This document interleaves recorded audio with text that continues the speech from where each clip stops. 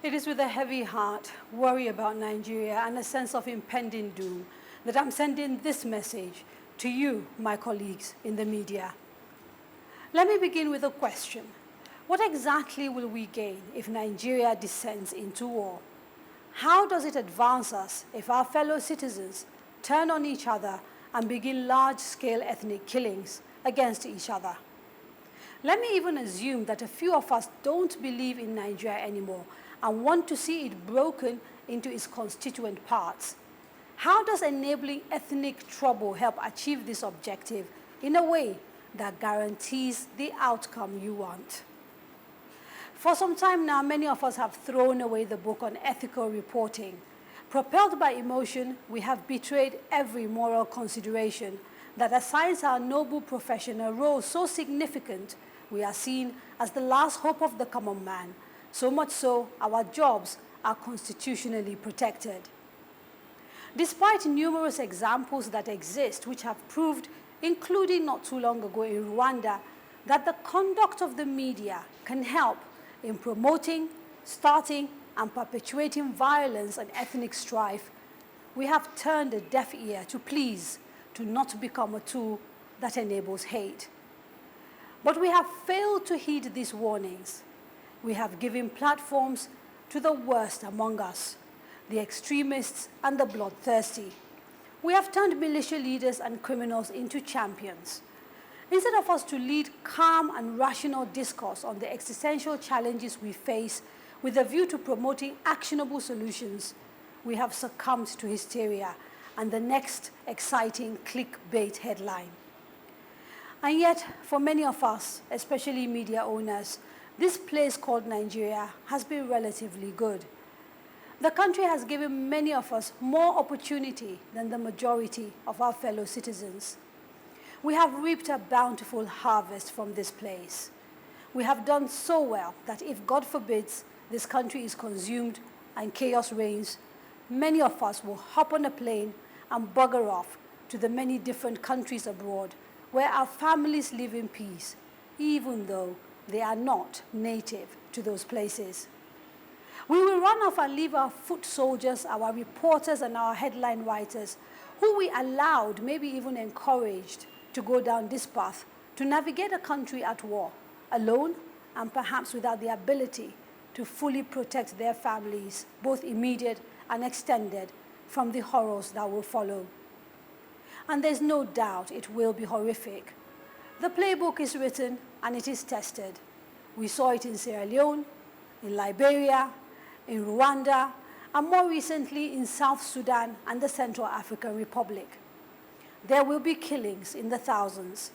Limbs will be chopped off with machetes. Women and girls will be raped. Food will be scarce.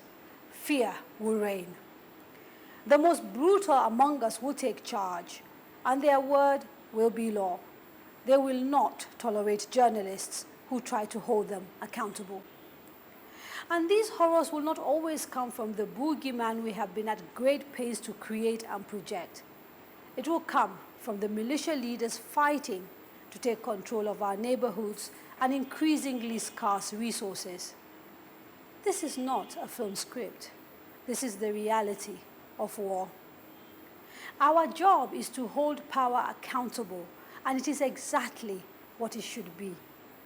The focus on those in charge, especially President Muhammadu Buhari, should be relentless and loud and insistent.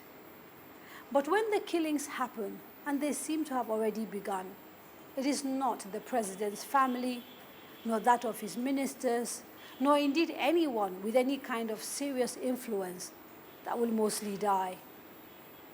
It is regular folks, people already forced to travel and move in order to eke out a living, settlers across all of Nigeria.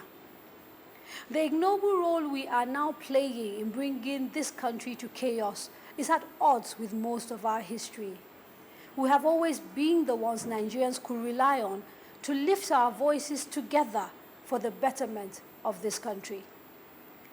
Our proud history of fighting colonialist masters carried on with the fight against military dictatorship, to standing up to civilian governments that tried to perpetuate themselves in office. I don't know at which point we decided that a focus on ethnic profiling, despite the repeated warnings about where this leads, would be a good idea. So here we are today, about to be consumed by the hate we have stoked. They will write about us, just as they wrote about our colleagues in Rwanda, that we fanned the flames of ethnic hate and enabled them consume our country.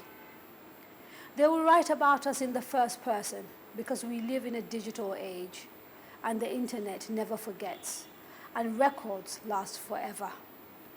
They will identify us individually, and sooner or later, a few of us will end up before an international court. What we do today and what will count is whether we have the courage associated with our profession to buck the trend, jump off the bandwagon, and do what is right instead of getting swept away by the moment, forgetting ourselves and the ethics that should guide us all. In the end, we all die. But while we live, we write our legacy. It is not too late to make it one that saved our country from the brink.